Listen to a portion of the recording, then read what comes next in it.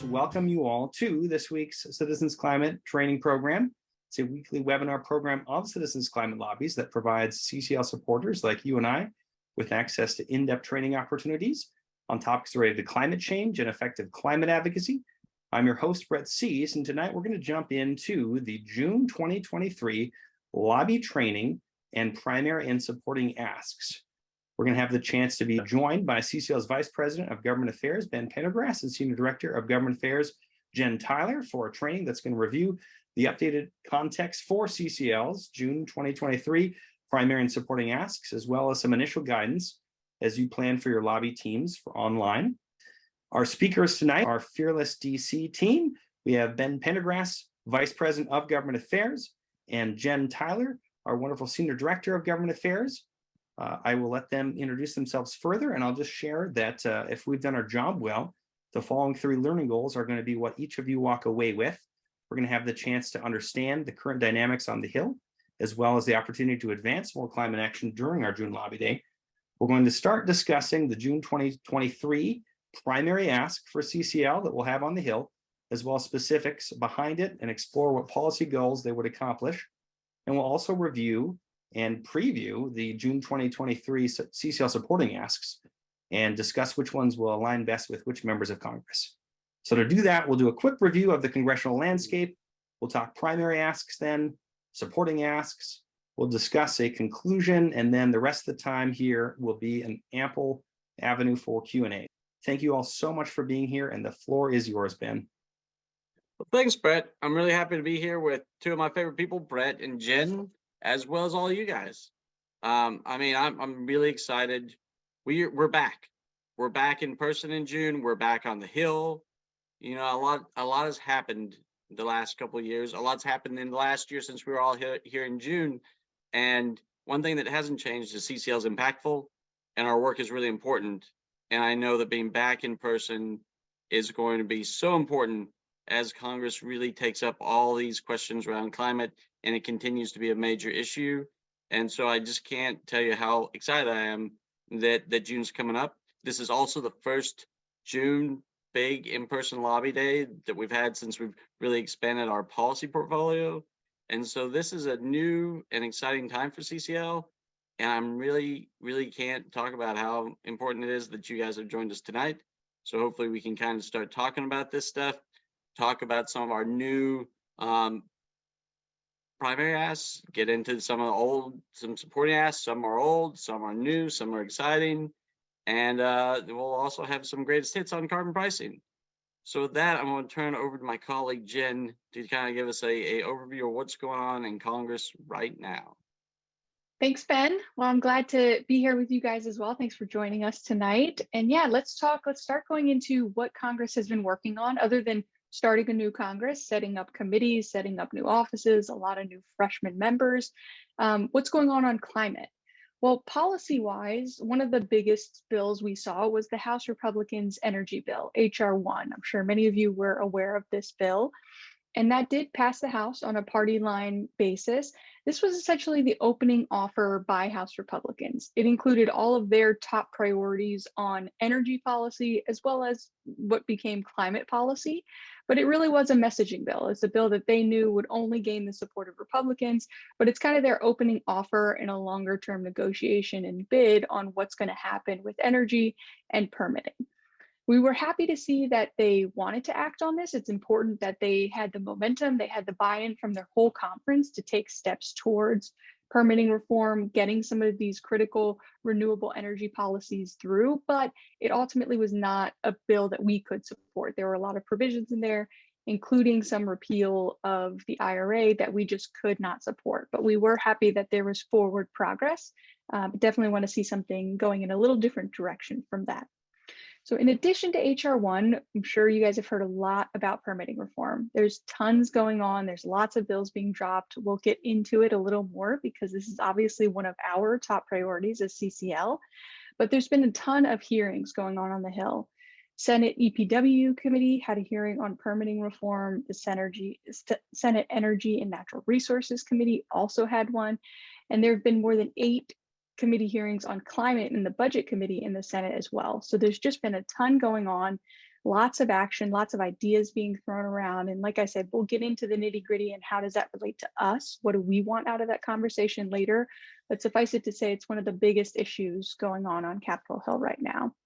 And lastly, the other big policy being worked on that relates to climate is going to be the Farm Bill. That has to happen every 5 years, a reauthorization of the Farm Bill. Committees are already thinking about this. They're already taking policy ideas. Members of Congress are starting to introduce bills that they want to see included in the Farm Bill. A lot of these bills are going to touch the conservation programs, which impact forestry, climate smart agriculture. But because of the debt ceiling issue and permitting reform, it's not the top priority right now. We're likely to just see an extension of the Farm Bill instead of a complete reauthorization this year. So this work is likely going to continue to next year, and you'll be hearing us talk a lot more about it as the debate on the Farm Bill continues and we can be more active in influencing some of those policies. And with that, I'll let Ben talk a little bit about debt ceiling, which is top of mind for everyone right now. Oh yeah, I mean, I think everybody on this call, unless you've been living under a rock, knows the debt ceiling is a big deal in Washington right now. I mean, it's a big deal all across the country. It could have massive repercussions, but like Congress is really focused on this. They have a very limited window to think about the debt ceiling, and there's still some question marks. One of them being is exactly when are we going to reach it? There has been some talk about June 1st being the X kind of day, but it really could stretch all the way to August. We don't exactly know the time frame for sure, but we do know that Congress is focused on it, the administration is focused on, and something that has to get done. And so interesting, as part of that, permitting reform has been floated as something that might be a chip that gets played in this particular game. Both Republicans and Democrats want to see permitting reform get done. And as with most things in Congress, you're looking for a vehicle that can ensure something moves. A must-pass piece of legislation, and if there was ever a must-pass piece of legislation, that's definitely the debt ceiling. Now, one of the big question marks around this is, do you really, if you have a June 1st deadline to reach this deal, do you really have time to do permitting reform as part of that? I mean, there's been a lot of stuff put out there, a lot of things are happening around permitting, but there's still a lot of outstanding questions and still a lot of negotiations that might need to happen. And so call me a little hesitant to say it's a done deal by any means, or even like I would say 20% chance that they have time to actually finalize negotiations on permitting reform. But it is a distinct possibility. And so it's something we're keeping an eye on. Now, folks might remember that the House did pass a debt ceiling bill that included some of their provisions of HR 1 on permitting reform, but also includes some IRA repeal provisions. That we don't think is going to happen. We do not think any debt ceiling deal is going to include anything that would repeal provisions of the IRA. You know, we've all worked too hard. There's been too much ground broken on a lot of those things where that we think would really be part of those negotiations, even though that was kind of in that opening bid. So we really don't think those provisions are under threat. And you might remember, we mobilized you guys a couple of weeks ago to send a clear message to the House that IRA provisions should not be part of any debt ceiling deal. And even though the vote was a party line vote, we could see in some of the fallout from that, there were a lot of members that came to the floor, released statements, and said they weren't really comfortable with those provisions being in the bill, but they didn't think it was going to pass, that it was, as Jenn said, an opening bid and negotiation. And so that's where things stand right now with the debt ceiling. A lot could happen in the next couple of weeks, and we'll be keeping a close eye on it. So with that, we can get to the primary asks. On this particular thing, you've heard us talk a lot about permitting reform. So permitting reform is going to be at the centerpiece of our ask for both chambers. Really, all members, Republicans, Democrats, Senator, House members, they need to hear from us that permitting reform is important. You know, it's kind of exciting that one of our primary asks would have been one of our primary asks, regardless of what was going on, is one of the hottest topics in Congress right now, because there is that momentum and people know it needs to get done.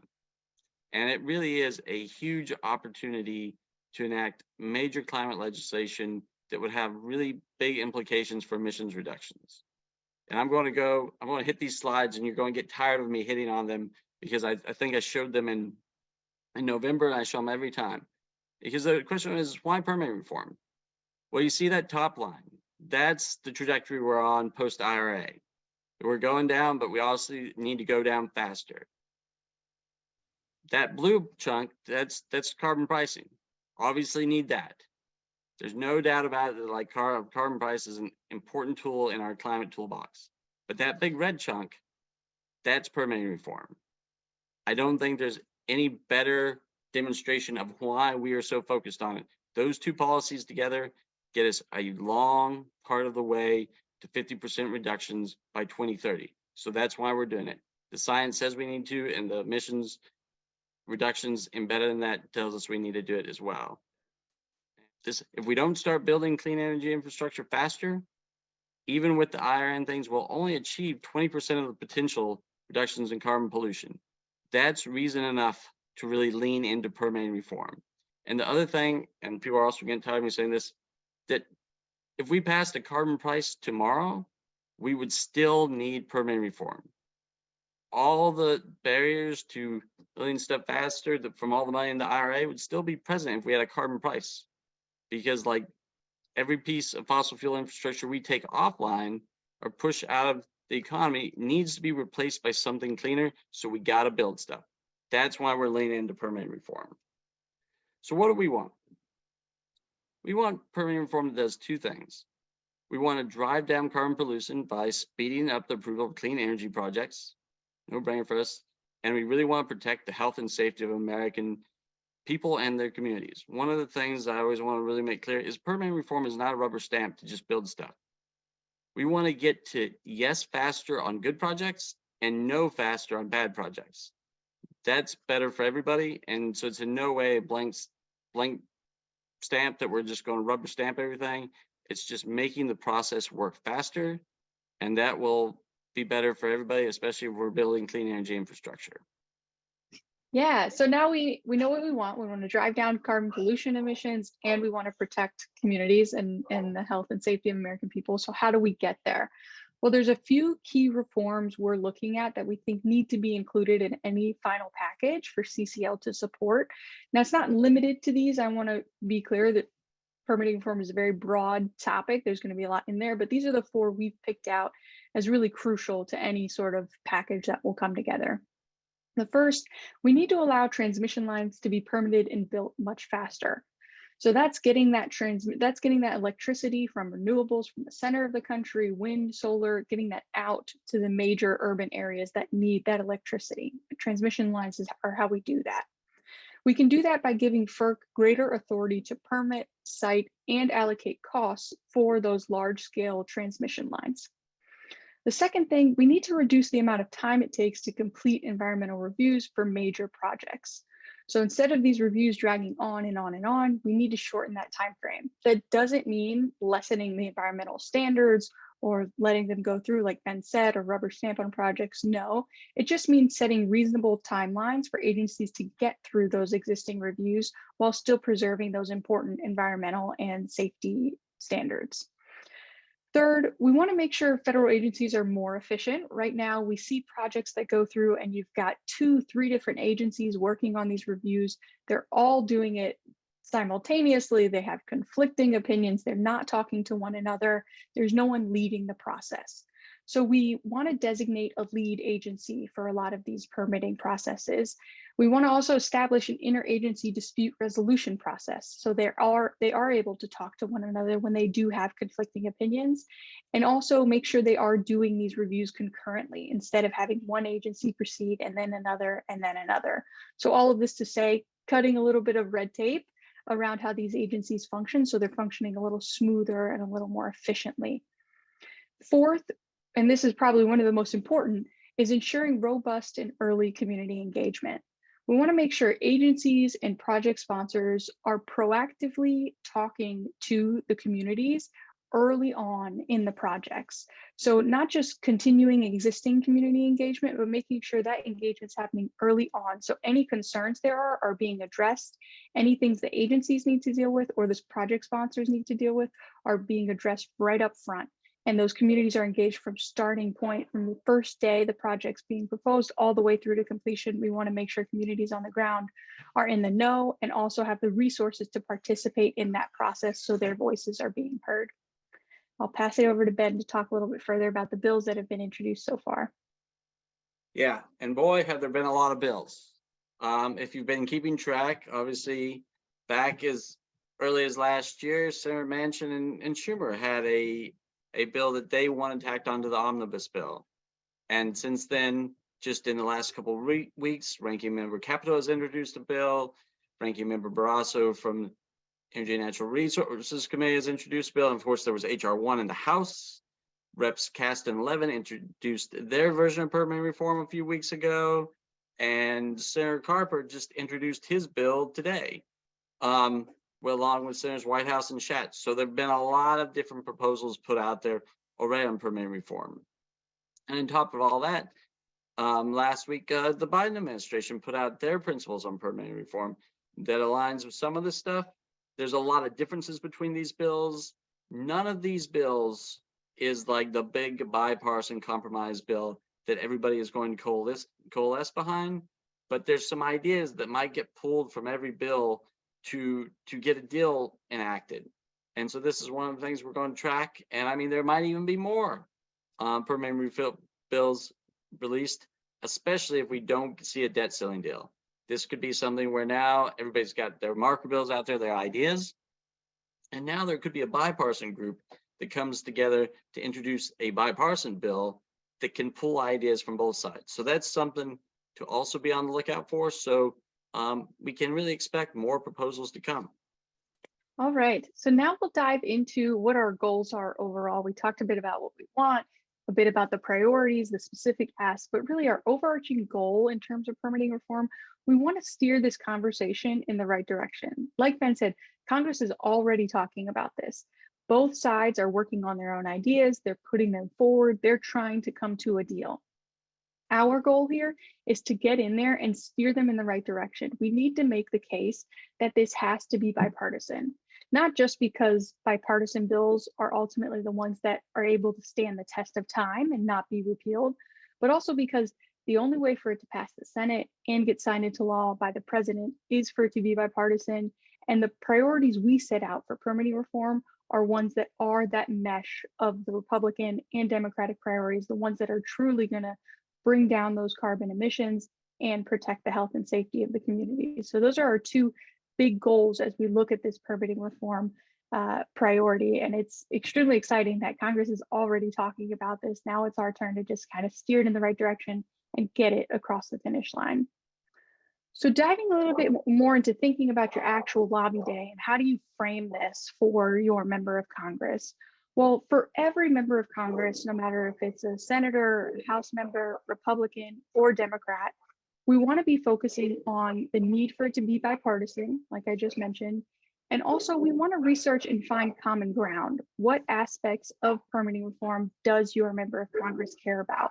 Like I said, a lot of members are already talking about this, so I'm sure they've put out what their priorities are, whether it's on something related to jobs or it's related to emissions reductions or renewables. What is it? We need to find out the common ground, and that's going to give us a good starting point.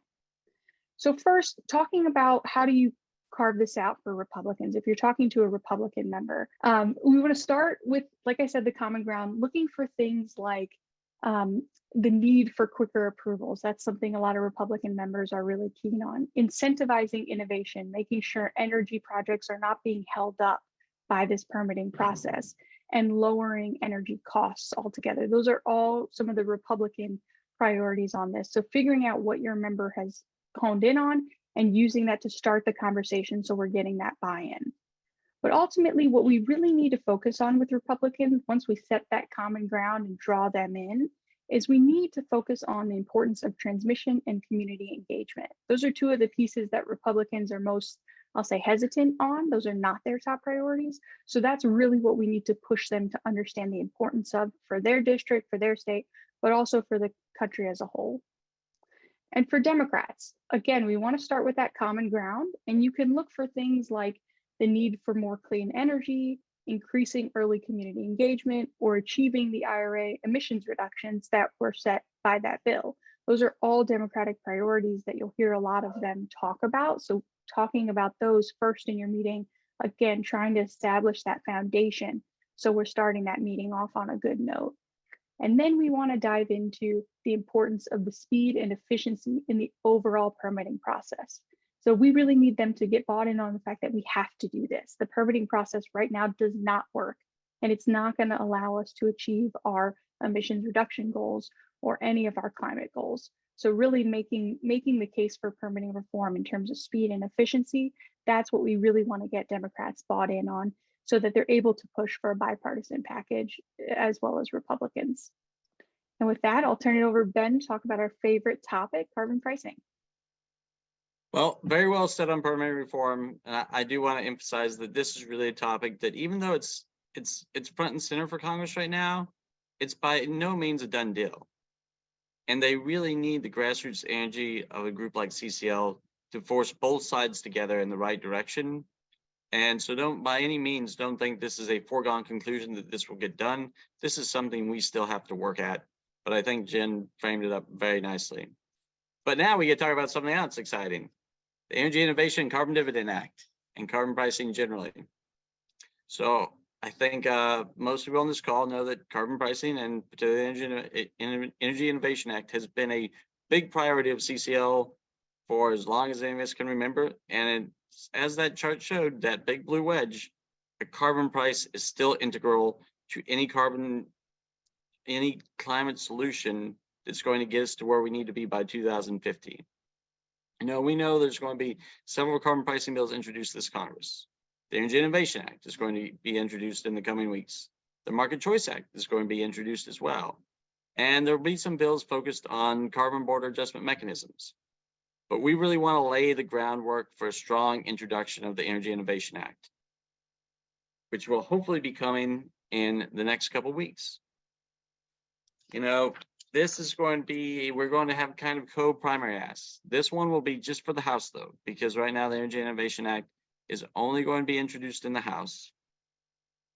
But we really want it to be a strong introduction.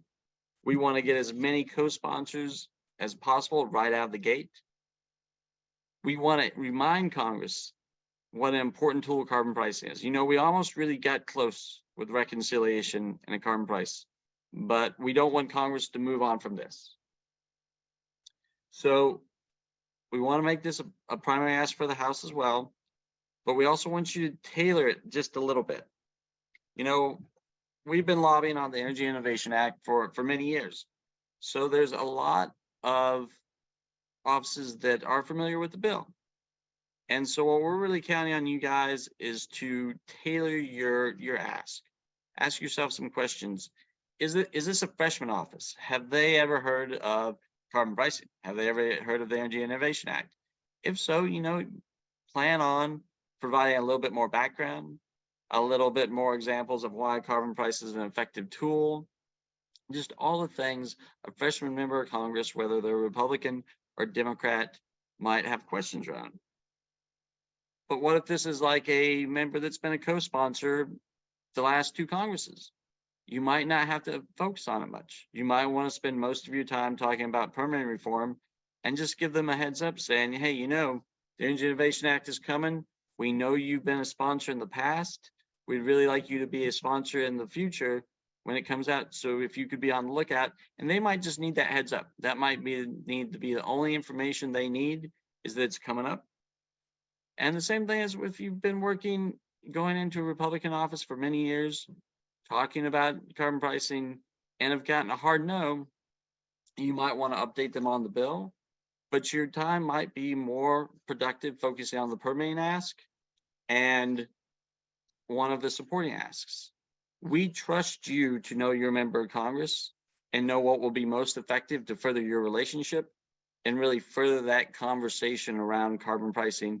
And sometimes when you've gotten that no, it's time to let it rest for a little bit and pivot back until something's changed or you have a new voice to bring or new information. And so that's just these things. It's not completely straightforward, but we know you guys can do it. We know you are experienced, capable, and can make these choices based on your relationship with your member and your past history. So we're going to leave that up to you. Well, supporting asks, I know for a lot of us, I think the focus is on the primary asks, and that makes a lot of sense. Sometimes the supporting asks seem like an afterthought a little bit with what we're picking, but I want to remind everyone of just how important and meaningful our supporting asks are. There's so many important climate bills that we have moved through our supporting asks. We've had so much success. And these bills are not just low-hanging fruit. These are really, truly impactful pieces of policy that are bipartisan, that are going to stand the test of time, and are going to help us reduce emissions. So I'm thinking of the Growing Climate Solutions Act, the BEST Act, the Use It Act, the Climate Ready Fisheries Act. All of these bills are important on their own because of their climate impact. But also, as we get these smaller bipartisan victories, we're building more and more momentum, and that makes it easier for us to move our primary asks, our bigger lifts as we go. It helps more and more members get bought in.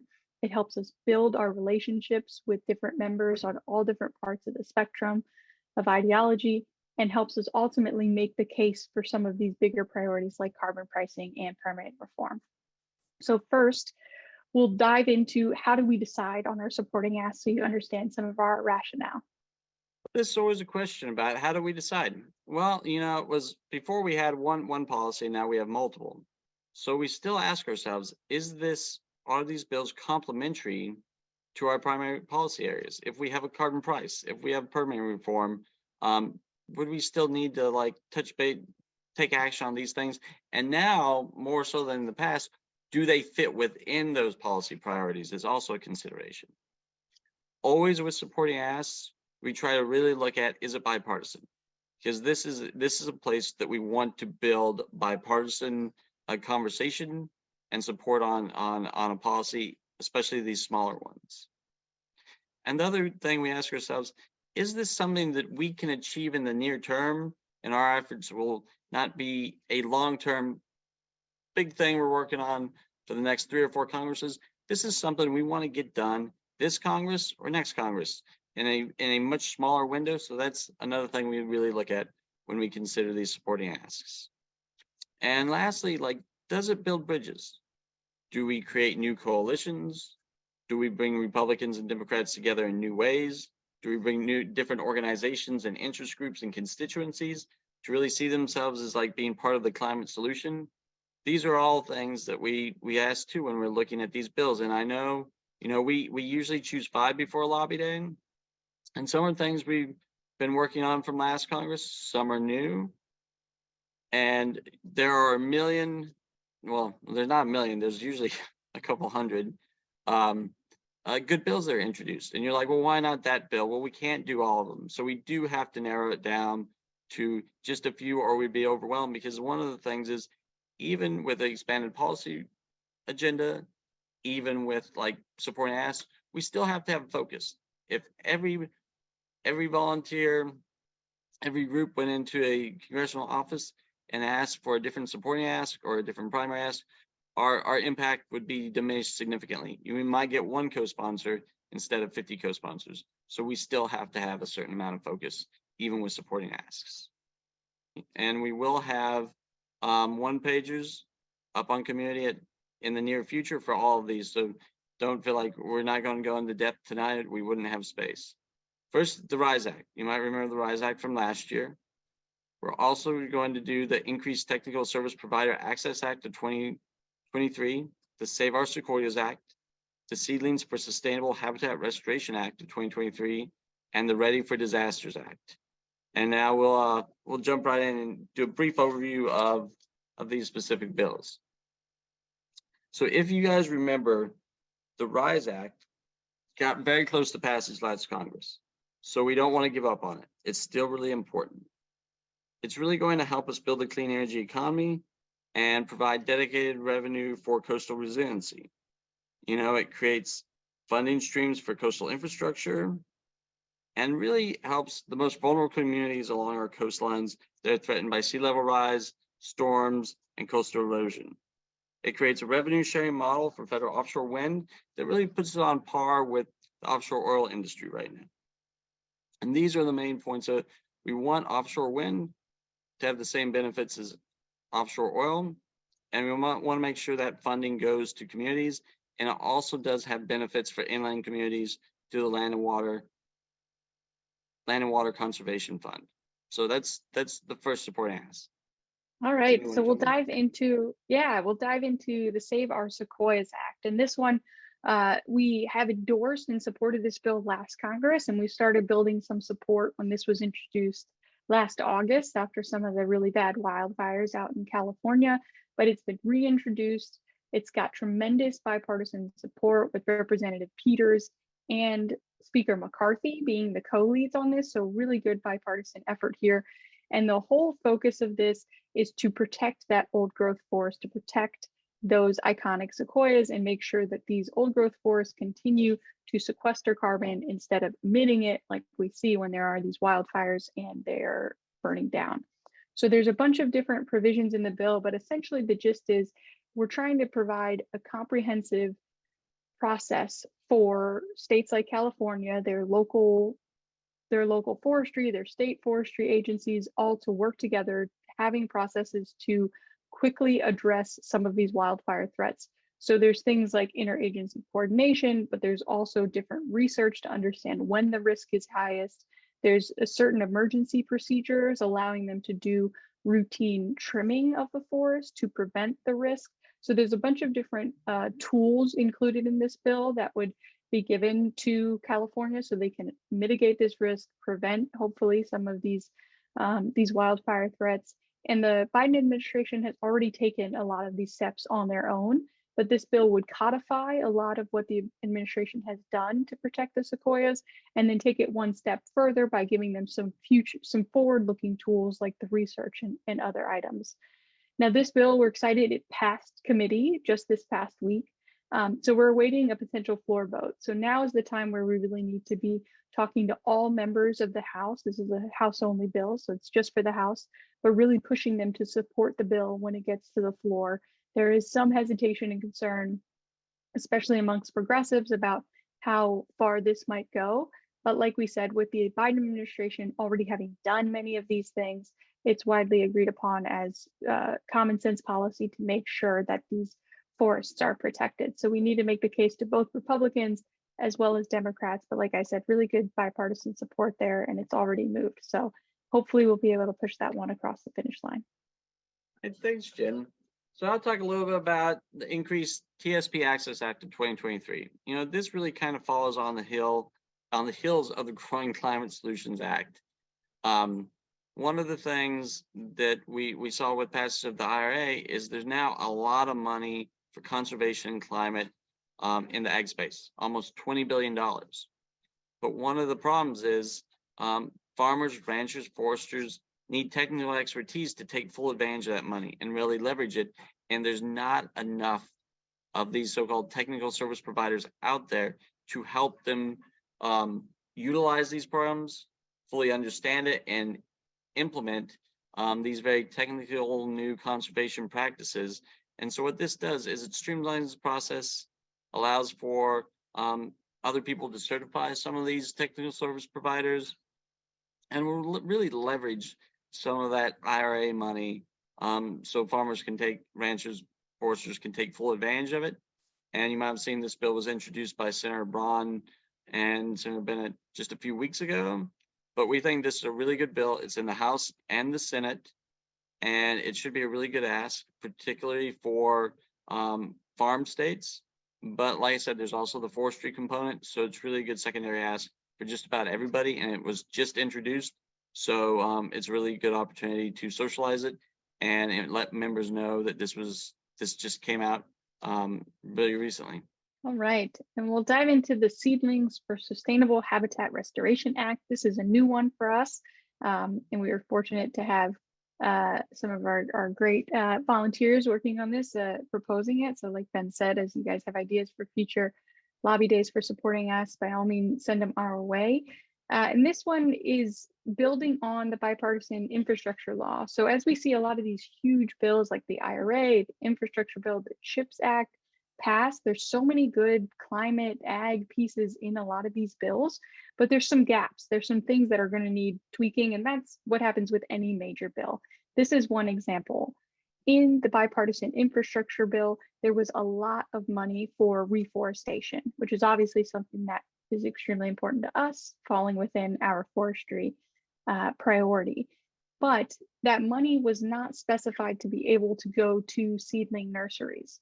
So in order to keep this pipeline moving of having the seedlings ready to be reforested, to be put in the forest, we need to make sure that money is also able to go to those nurseries. So this is pretty much a clarification that that funding that's already made available can also go to these nurseries, so that we're able to kind of keep this pipeline going, so that our reforestation efforts, which are expanding and expanding, continue to have a stable pipeline of the materials, in this case of the seedlings, that are necessary for those efforts. And this one is a Senate only bill right now, so it's great for all Senate members of Congress. It's obviously got the forestry angle, but definitely a big priority for everyone, since it's all going to be a huge impact on our climate goals overall. Thanks, Jen. And lastly, the Ready for Disasters Act. So, I mean, it goes without saying that, climate has certainly made natural disasters more prevalent, and it's hitting all of our communities all across the country. But there's certain populations that get hit worse by these disasters, and particularly people, older adults and people with disabilities. And this is something that could be really meaningful, important to, provide a little bit more thought of how these disasters impact people. So this would establish a National Commission on Disability Rights and Disasters. It directs the Department of Justice to review the spending of disaster funds by federal agencies and states to ensure funds have been spent in accordance with the Americans with Disabilities Act. And it creates a competitive grant program to pilot strategies for greater inclusion of people with disabilities and older adults in disaster preparation, response, recovery, and mitigation. So this is one of these bills that we hopefully will be helping the most vulnerable among us, and it's a really worthwhile bill. We have a great table to just help you that will be up, where you can see like what these supporting asks are, who they're best for, are they in the House or Senate. So that will be available to you as a quick guide. And just some final thoughts. Going back, Jen and I have seen over the years the major impact that CCL has.